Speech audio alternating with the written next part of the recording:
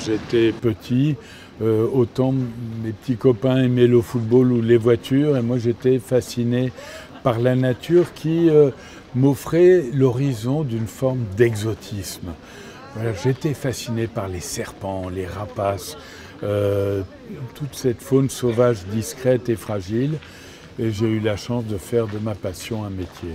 Alors moi j'ai connu une nature exubérante, mais agressée de toutes parts. Je l'ai vu décliner peu à peu, comme d'autres. J'ai vu par exemple sur le pare-brise de la voiture beaucoup moins d'insectes ou quasiment plus, alors qu'on était obligé de s'arrêter tous les 100 km pour nettoyer avant. Ça signifiait le déclin de cette population d'insectes. Oui. L'avenir est vraiment très incertain, tel qu'on a connu cette biodiversité exceptionnelle. L'espoir, cependant, c'est peut-être la capacité de résilience.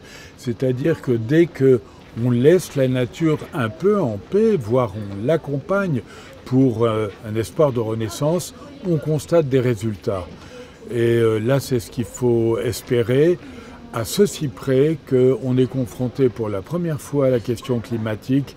Et là, je ne suis pas sûr qu'on puisse avoir une réponse pour satisfaire le maintien d'une biodiversité en bon état.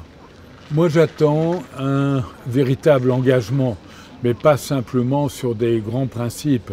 Je n'en peux plus d'entendre que l'écologie appartient à tout le monde. Oui, que tout le monde agisse en faveur de l'écologie. Et ce n'est pas forcément ce qu'on voit ici ou là. On voit qu'il y a encore des lobbying qui agissent et qui participent à la destruction de cette biodiversité, voire au développement des gaz à effet de serre. Je suis déjà venu vers le début des années 2000, où j'avais fait une conférence, et puis je suis venu en curieux. C'est un lieu incontournable, exceptionnel, remarquable.